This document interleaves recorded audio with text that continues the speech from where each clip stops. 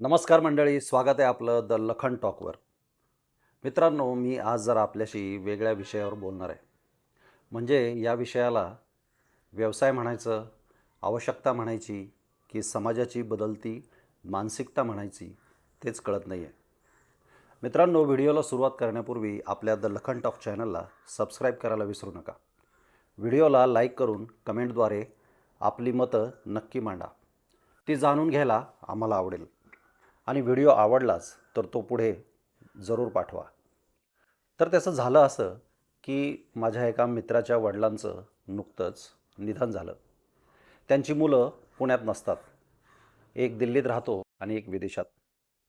वडील गेल्याचं समजल्यानंतर पुढील सर्व कार्य करण्यासाठी नातेवाईकांचे त्यांना फोन जाऊ लागले. दिल्लीवाला मुलगा पुण्याला निघाला, परंतु त्याने नातेवाईकांना एक नंबर दिला. त्यांच्याशी संपर्क साधायला सांगितलं. आणि हा नंबर होता एका इव्हेंट कंपनीचा. ही कंपनी काय करते, तर अंत्यविधीची सर्व कामं करते. आणि खरोखरीच या कंपनीनं त्या काकांच्या अंत्यविधीची सर्व जबाबदारी घेतली. त्यांचे सर्व विधी पूर्ण केले, अंत्यविधी केला. मग मी अशा कंपन्यांचा इंटरनेटवर शोध घ्यायला सुरुवात केली. तर असा व्यवसाय करणाऱ्या बऱ्याचशा वेबसाईट मिळाल्या.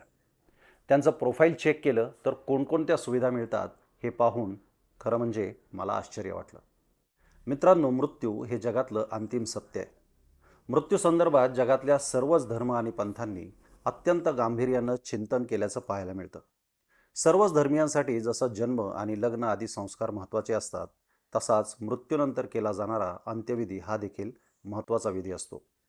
हिंदू धर्मात तर याला 16वा संस्कार मानलं गेलंय. त्यामुळे त्याला आपल्याकडे अंत्यसंस्कार असं म्हटलं जातं. मात्र आता माणसांच्या मरणाचा आणि सरणाचा देखील इव्हेंट केला जाऊ लागलाय. विविध कंपन्या आता अंत्यविधीच्या व्यवसायात उतरल्यात. अंत्यविधीचं पॅकेज ठरवून देऊ लागलेत. सामाजिक अभ्यासकांच्या मते या प्रकारच्या सेवा देणाऱ्या कंपन्यांची उलाढाल आता कोट्यवधी रुपयांच्या घरामध्ये गेलेली आहे. देशभरामध्ये अशा विविध कंपन्या कार्यरत असल्याचं आपल्याला पाहायला मिळतं. एकीकडे अंत्यविधीचं सर्व साहित्य आणायचं आणि दुसरीकडे अंत्यविधीसाठी माणसं देखील आणायची, अशी सर्व कामं या कंपन्या करतात. मात्र दुसरीकडे या सर्व सोपस्कारात आपला माणूस गेल्याची वेदना आणि दुःख, ती संवेदना कुठून आणणार असा प्रश्न निर्माण झाला आहे. ज्यांच्याकडे पैसा आहे पण वेळ नाही असा वर्ग यामध्ये प्रामुख्यानं आघाडीवर असल्याचं पाहायला मिळतं. ग्रामीण भागात आणि शहरी भागात आजही एखाद्या व्यक्तीचं निधन झाल्यानंतर नातेवाईक जमा होतात, मित्र येतात, आप्तेष्ट येतात, दुःख संवेदना व्यक्त करतात. माणूस गेल्याचं दुःख त्यांच्या चेहऱ्यावर दिसत असतं, डोळ्यामध्ये अश्रू असतात. अंत्यविधीचं साहित्य आणण्यापासून ते स्मशानामध्ये जाऊन सरण रचण्यापर्यंतची सर्व कामं ही मंडळी करतात. त्यानंतर सावडण्याचा विधी असो, 3रा, 10वा, 13वा असे वेगवेगळे विधी करतात.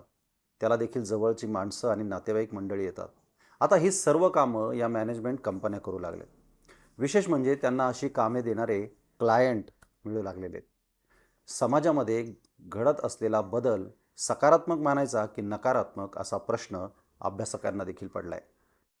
अनेक व्यावसायिक प्रदर्शनांमधून अनेक कंपन्या आपलं मार्केटिंग करताना दिसत आहेत. अशाच एका प्रदर्शनामध्ये एक स्टॉल लावण्यात आलेला होता आणि त्याचं हे छायाचित्र सोशल मीडियावर व्हायरल झालं होतं.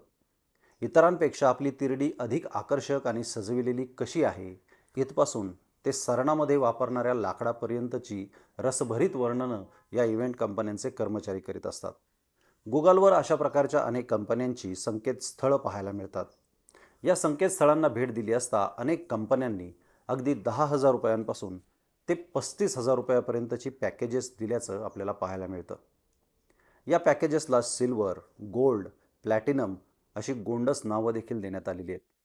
पॅकेजनुसार त्यामध्ये दिली जाणारी सुविधा, साहित्य आणि सेवा याचा तपशील देखील देण्यात येतो. अंत्यविधीच्या व्यवसायात काय करता येऊ शकतं याचा अभ्यास या कंपन्यांनी केल्याचं देखील प्रकर्षाने या ठिकाणी जाणवतं. केवळ हिंदूच नव्हे तर मुस्लिम, ख्रिश्चन, जैन, पारसी, शीख, बौद्ध आदी धार्मिक पद्धतीनुसार हे अंत्यविधी केले जातील अशी जाहिरात या संकेतस्थळांवर आपल्याला पाहायला मिळते. दफनविधी, अंत्यसंस्कार यासह freezer box service, Christian box service अशा अंत्यविधीची पूर्वतयारी करण्यापासून पूर्ण प्रक्रिया पार पाडण्यापर्यंत या कंपन्या काम करताना दिसत आहेत. यामध्ये काही विशेष सेवा देण्याचा दावा या कंपन्या करीत असतात. त्याकरता वेगळे पैसे आकारले जातात. अंत्यविधी किंवा त्यानंतरचे विधी करण्यासाठी सजावट, श्रद्धांजली सभा, अस्थिविसर्जन सेवा देखील या कंपन्या देऊ लागल्यात. ही सोय म्हणून पाहायला जावं तर खरोखरीच त्याची आवश्यकता आहे का, असा प्रश्न आहे. दिल्ली, मुंबई, पुण्यासारख्या मोठ्या शहरातील अनेकांची मुलं विदेशात स्थायिक झालेली आहेत किंवा परराज्यामध्ये असतात. अनेकदा त्यांना अंत्यविधीला येणं शक्य होत नाही. अशावेळी ते या कंपन्यांशी संपर्क साधून सर्व क्रियाकर्म करवून घेतात. बऱ्याचदा एकट्या राहणाऱ्या ज्येष्ठ नागरिकांकडून आधीच आपल्या मृत्यूच्या पश्चात अंत्यविधी व्यवस्थित व्हावेत याकरिता बुकिंग करून ठेवलं जातं. अलीकडच्या काळात नोकरी, व्यवसायाच्या धावपळीत अंत्यविधीचे सर्व सोपस्कार पाडणं ज्यांना शक्य होत नाही अशी माणसं या पर्यायाचा वापर करीत आहेत. हे प्रमाण प्रामुख्याने उच्च मध्यम वर्ग आणि त्यावरील सामाजिक वर्गात अधिक असल्याचं दिसतं.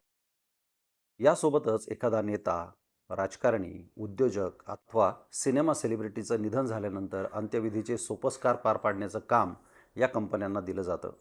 स्टेज उभारण्यापासून ते येणाऱ्या लोकांची व्यवस्था करणे, त्यांना पिण्याचं पाणी, आसनापर्यंतची सर्व व्यवस्था, पार्किंग, अंत्यविधीचं साहित्य आणणं, अशी सर्व कामं एका रात्रीतून या कंपन्या पूर्णत्वास नेतात.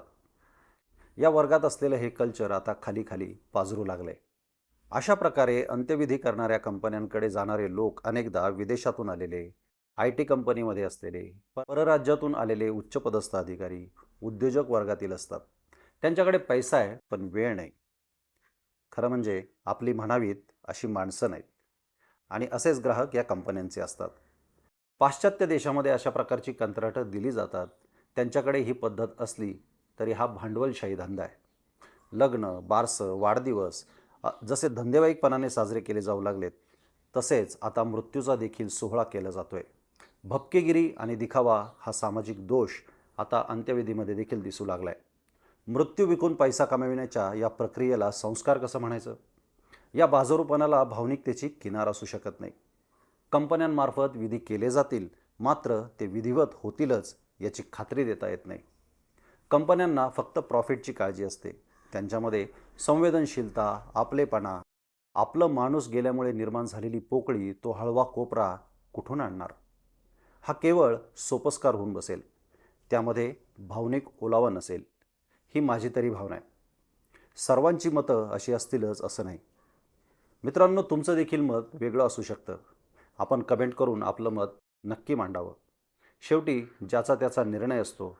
कोणाच्या दृष्टीने ही पद्धत योग्य असेल तर कोणाच्या दृष्टीने ही पद्धत अयोग्य असेल. मित्रांनो, हा व्हिडिओ तुम्हाला कसा वाटला हे आम्हाला कमेंट करून नक्की सांगा. हा व्हिडिओ आवडला असल्यास तो पुढे फॉरवर्ड करायला विसरू नका. लाईकचं बटन दाबा आणि तुम्ही अद्याप आपल्या चॅनलला सबस्क्राईब केलं नसेल तर जरूर सबस्क्राईब करा. पुन्हा भेटू अशाच व्हिडिओसह आपल्या द लखन टॉक चॅनलवर. धन्यवाद.